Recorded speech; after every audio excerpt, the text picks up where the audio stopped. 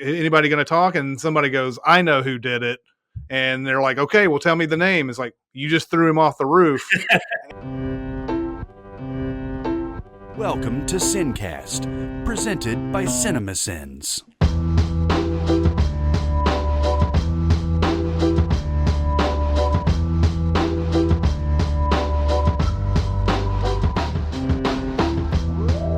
All right, everybody, welcome to the SinCast. This is Chris Atkinson from Cinemasins, joined by Jonathan Watkins from Cinemasins. Hello, hello. And today we're going to be doing our first mini-pod in about 2 months, I would say. Yeah, Bloodshot, I guess, was Bloodshot the last was the last one, and then before Bloodshot, because that was a Sin Week thing, we did Onward.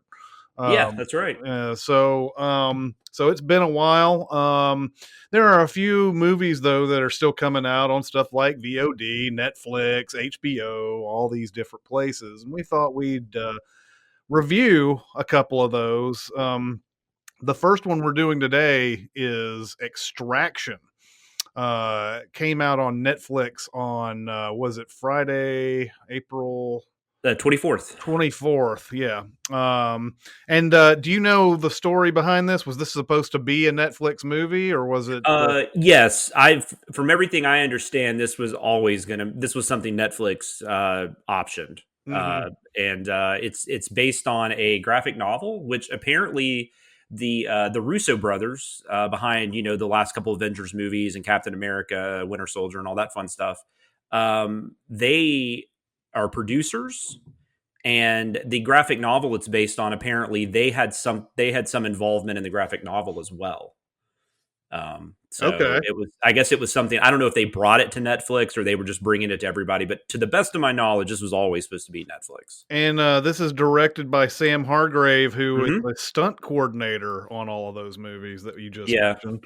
Which that seems to be kind of the new thing with action movies, right? Like it seems to be like what music video directors were in the 90s. Now we're getting stunt coordinators doing a lot of these, like the John Wick movies, and I like this better, I gotta say.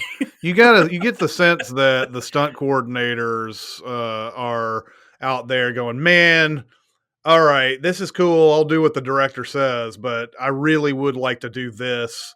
Yeah. And, and so like, they understand that some of the stuff that we're seeing nowadays looks awful. Mm-hmm. And so, they are, they're doing their own thing, and they're doing their own little, I mean, it's markedly different for sure. The action on these Absolutely. things. Let's sort of get into the story of this. Chris Hemsworth plays a guy named Tyler Rake, which is a weird name. Well, and there's even some dialogue about it being a weird name. Yeah. He's like a former soldier of some sort, whose main deal now is, I guess, I don't know if it's the only thing, but the job in this movie is to rescue a kid who's been kidnapped. Yes. I don't know if that's the only thing he does, but this is the thing that he's doing in this one. Yeah, he said, because he makes a comment at one point. The kid asks if he says, he calls him a hero, and he says he's not a hero, and he says, well, you save people. He says, sometimes I do other things. Right. And yeah, there's a high body count in this movie for sure. Oh my God. This movie is violent. It's violent as fuck. Well, I guess, which isn't a problem, but like, I just, you've seen Chris Hemsworth like as Thor, and I guess you just go into this assuming that's just the kind of style it's going to be. And like from the get go, it's kind of like when you watched Logan for the first time. Yeah. You're like, this is different. Yeah. Yeah. There's some kind of impalement early on. I can't remember what the device is he uses, but it might have even been a rake. I don't know, but there was no, but serious, but that's a joke, but there was some kind of stabbing scene where I was just like, oh, okay, that's what this is going to be. So yeah. That's cool. Yeah, the kid's name in the movie is Ovi. Mm-hmm. I'm not going to be able to pronounce some of these people's names. The actor, me either. But he's good. He's really good in it. If I were to venture a guess, Rudraksh Jaiswal. Sure, I like it. That's you know what? Even if I'm halfway right, that sounds terrible. Probably. Um. Um. And yeah, it's sort of a business, I guess. And he's looking for that. He's money strapped. So this job Mhm. that he's been delivered is actually it's going to give him a lot of money, but it's also probably one of the more dangerous ones. And he's got this person that works with him, this woman named Nick, and she also has a name that's hard to pronounce. It'll be Golshifte for Farahani. Mhm. Um, but she tells him, "Look, you don't want to do this, even for the money and everything." And he is pretty obviously doesn't really care about his own life. That's what is sort of implied in this Mhm. movie, because there's a point where he's just sitting with two dudes on top of a cliff, and he gets up and he walks and he just jumps off this cliff into the water, like, how many hundreds of feet below. And Yeah. the two guys are like, "Whoa, whoa, what are you doing?" And then it's a funny quote unquote scene, because he jumps down, and then you see him, he's underwater just like thinking or something. He Yeah. never comes out of the water and says, "Hey, I'm good," or anything Yeah. like that. So those two guys must have like went on a search party afterwards, and you know. So yeah, that's the basic setup of this thing. So you have the kid that's been kidnapped is the son of a big drug dealer guy. Yeah, yeah. That I guess that's another aspect to it. Like, I mean, there's nothing wrong with the kid. The kid's innocent in the whole thing, Hmm. but there is a question of, or we're just saving a gangster's son, basically. Yeah, and So, the father is in prison, but he still mhm. has power from prison and everything. And he's got a right hand man that he tells to sends him off, and says, the guy's like, and who he's kidnapped by is another big drug dealer, a rival drug Yes, dealer. And the guy he sends is like, this is like suicide, man. This is the biggest drug dealer in this entire place. And I guess they're in India. yeah, yeah. It's Dhaka, Bangladesh. Yeah, Bangladesh. There you go. So Bangladesh um is where they're at. So yeah, the right hand man's like, "I'm going to need an army," and the guy and the father is like, "Well, get yourself an army." So he calls Chris Hemsworth, and so then what we see is this sort of uh I guess, quote unquote, simple extraction, where he's pretending to be what is he gets captured on purpose. Yeah, And then he goes in, and it's they're trying to figure out what they're going to do with him. And of course that's when all hell breaks loose. He starts becoming, one man army Rambo guy inside hmm the little hideout where they're keeping the kid, and everything, and that sets it up. But then, as he's taking the kid to a boat to secure him, the boat gets attacked by someone we don't know yet, and then we see the right hand man that we saw earlier, who's part of it, and yeah, we don't exactly know why he's part of it. Now, I don't know if that's really spoiler. It's kind of what you have to say to set it up. yeah. It No, I think doesn't we're good. it doesn't ruin the surprise of anything that No. happens in the movie. Uh, And I don't know.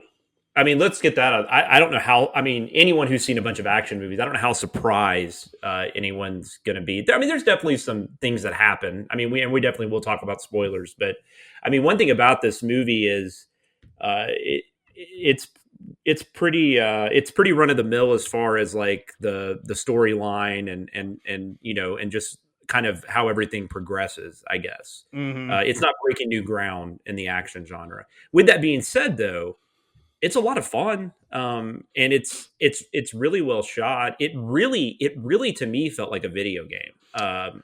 Yeah, it's Like very much like that. because even to the point where kind of like the raid movies and maybe even John Wick, but on a bit of a larger scale, because they're in a country or a city, it kind of felt like it almost felt like he was going through levels. Like, Mm. you had like, and you had kind of like different bad guys at the end of each level. Like, You had my the Goonies from Hell was one of my favorite. Yeah, that was One of funny. my favorite lines in the Yeah. movie. And then and then there ends up being a couple other people that he ends up meeting up with later. That end up. I guess we can talk about more in spoilers, but Mhm. until it gets to like you get to the main set piece at the end. But yeah, what did you think? Just overall, I guess. Same here. In fact, as we get into my rating for this movie will be one of those kind of like weird caveat type of ratings. It's an F, but I Yeah, enjoyed it. No. yeah, exactly. I'll go ahead and rate it. In fact, Okay. I'm going to give it a B. Yeah. I think it's more like a C movie, but there is one, and we'll get into this in the spoilers too. Even though I don't think it's a big spoiler, there is one sequence in this that I think elevates it to a B. So yeah, this movie in essence is a C movie, but it does try some things and it's elevated above your typical bullshit action movie. Well, and that seems fitting, right? Because it's a B movie, right? So that seems totally fitting to give it a B. I'm Yeah. going to give it a B minus. I'm probably being a little more dickish on it than I need to be, but no, I mean B minus is still good. But Mm-hmm. I'm somewhere in that same territory. Like I said, it's not breaking any new ground. It's not. It does try to go for some deeper things, I believe, but it doesn't really successfully get there. Uh-huh. Stuff with him and the kid, and then we find out he has a past issue, like history that is not great. Yeah. A lot of that stuff kind of felt like you could have trimmed some of this, but Well, it's tacked on. yeah,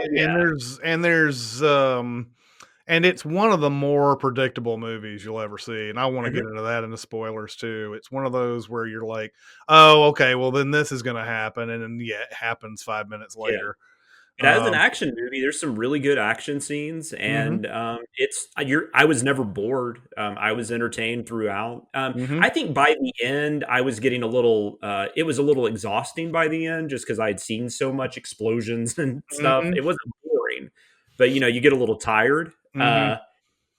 But Well, yeah, because especially since the biggest action sequence in the movie's right smack in the middle of it. And so everything after that feels like a letdown. yeah. Yeah, So, that's one of those things that sometimes movies do. They shoot their wad.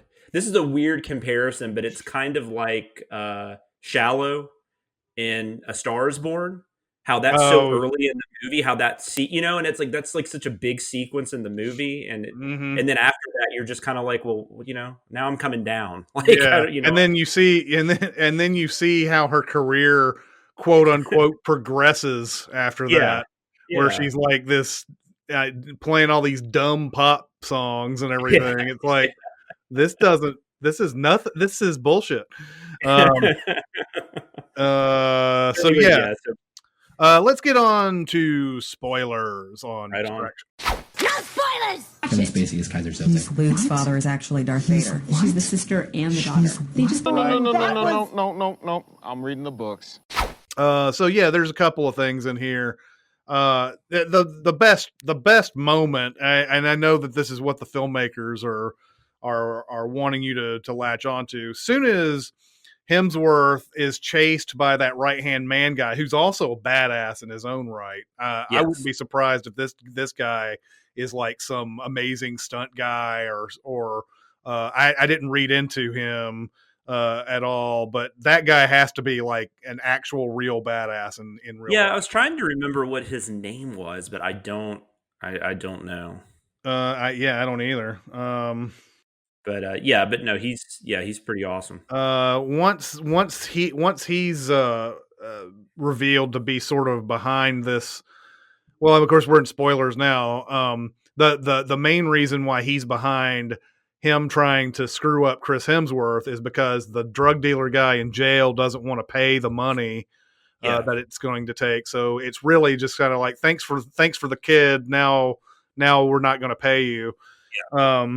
But meanwhile, you have this other drug dealer who's not too happy about this. So there's, they have to deal with them too. But that guy, once that guy is revealed and he chases them down in like in this wooded area next to the boat and everything, Hemsworth is like, all right, run. And so they run and they get in this car and start driving. And from this point, how long is it? Is it like 20 minutes of a supposedly unbroken take? Yeah, I mean it's close to that. I didn't find what the exact time was. I'm sure you could find that somewhere, but yeah, no, it's long. I It's mean, close to 20. I yeah. feel like this has to be there has to be some hidden cuts in here somewhere. Oh yeah. There's no way they did all this and got it. I don't think they could have done all the fights, the explosion, all these different things without having some hidden cuts. And I saw a couple of spots where they could Mhm. have done that. However, even with hidden cuts, something like this is still always cool to watch because Yes. you can't see it. No, Um, no, it's expertly done. and there's even a moment where they're on top of a rooftop, and he throws the kid over to another rooftop, and then you see Yeah. the camera follow him, and Yeah. the camera guy had to have been doing like a barrel roll I or have something no like idea. that, and it looks really cool. So yeah, there's that 20. I think it's 20 minutes of him going through all these like apartment buildings and just mowing down like tons of guys, and then it ends up on this in this street where he's fighting that dude, and they both get hit by cars. Yeah. um, It's crazy. and then there's a point where he finally gets into a car and he like sets an explosive device and they jump out Yeah. before it blows up, and that's where it finally cuts. Um, and it's thrilling. I had to rewind it a few times during that Yeah. scene Yeah, because no, it's I was cool. like, am I seeing this right? They've been doing this whole time, and that's the big centerpiece of this movie, and it's the reason to watch this movie. Absolutely. Yeah, the getting hit by the cars is interesting too because that's another thing I did like about this is one of those like Die Hard-esque where Hemsworth is actually getting hurt Mm-hmm. throughout the whole thing, and he's having to deal with injuries. Like I think he does something to his arm at one point. He's even got it in a sling. Yeah. He all of a sudden doesn't have it in a sling at one point either, which is weird. But there are things like that happen where I don't know. I find that a lot more interesting. I mean, I enjoy. There's things about the Rambo movies and stuff I enjoy, but and a lot of the Schwarzenegger films. But that is one thing that they can just like 80 people come at them and fire at them and all this stuff, and they're not hurt at all. Yeah. There's something a little more gritty about that's interesting to me. But yeah, no, for sure, this action sequence is just insane. And it's to the point where you kind of wish the movie around it was better. Mm-hmm. But yeah, this definitely elevates the movie to the grades that we're giving it for This sure. is another. You talked about the Goonies from Hellline, and that is a scene where a bunch of kids are attacking him Yeah. in Oh, an this alley. movie is not afraid to kill kids and stuff either. Oh, I Holy don't shit. know. Like in this one, does he kill the kids? Because I thought one of the things about that scene that was pretty cool was that he was fighting them and making sure he didn't die, but he was Yeah, no, also he didn't, but the main drug dealer, his henchman threw a kid off a roof at one point. yeah. Yeah, I was just Yeah. saying. And in fact, I've seen where have I seen a scene like that where they kill somebody and they're looking for like the bad guys are looking for somebody who talked or whatever, and then uh they kill somebody, and then they're like, well, is anybody going to talk? And somebody goes, I know who did it, and they're like, okay, well, tell me the name. It's like, you just threw him off the roof. And That does sound familiar. I've I seen don't. it somewhere Yeah, before, and I don't know which movie I've seen it in, but help us, that listeners. but it's still a great little Yeah, thing. But yes, the movie itself kills yeah, kids, but like Chris Hemsworth in that Goonies from Hell scene, yeah, I thought that was interesting, where he somehow manages to not kill anybody, but he makes sure that they don't kill him. And yeah, I really like that. There's a kid in this. The kid who actually says, "I know who did it. You just threw him off the roof." yeah, Is yeah. sort of a semi uh, I wouldn't say major. I guess he's just like he's a little bit more than a minor character. Yeah. That the rival drug dealer is taking under his wing, and he tells this kid, I want you to cut off your 2 fingers and come back to me or something like that. And it looks like this kid's willing to do that type of thing. Yeah, for sure. Yeah, he's a fun character. Yeah. And he comes back in the end and factors into part of the ending too. Well, so. yeah, he gives the so-called fatal blow to Chris Hemsworth, which we have to discuss that here in a minute. But yeah, that whole thing with the kids reminded me of City of God. Like there's for sure. There's a lot of City of God to that moment. David Harbour. Yeah, who's not in it much, but man, he makes his presence known. He does. This is one of those. Shot. Go ahead. Sorry. This is one of those. No, go ahead. You say something. Oh, I just said I love the opening shot where he just says, I've got somebody we can go meet or whatever, and then it goes to David Harbour in the car, like listening to music and like jamming in the car. I don't know. It's just very David Harbour. It's very David Harbour. He's a character, man. There's no doubt about it. That's where, again, this is where you get into these movies if you've watched enough, and you're like, oh, here's this guy that Chris Hemsworth saved his life and everything, and now he's returning the favor. And I was like, okay, how long before David Harbour betrays him? Because this is what's going to happen. This is what's going to happen. And that scene, actually, I mean, the fight sequence and stuff was fine, but I didn't really like that scene very much because I felt like it could have been better. Yeah. Because what happens is you find out Harbour did some work for the drug dealer, and so he let him know that the kid's there, and the drug dealer made a deal with them that if they killed the kid or if they turned the kid over, whatever, they would get $10 million. Mm-hmm. Which is, especially since Hemsworth isn't going to get paid. Yeah. That could provide a pretty interesting, dilemma in a way.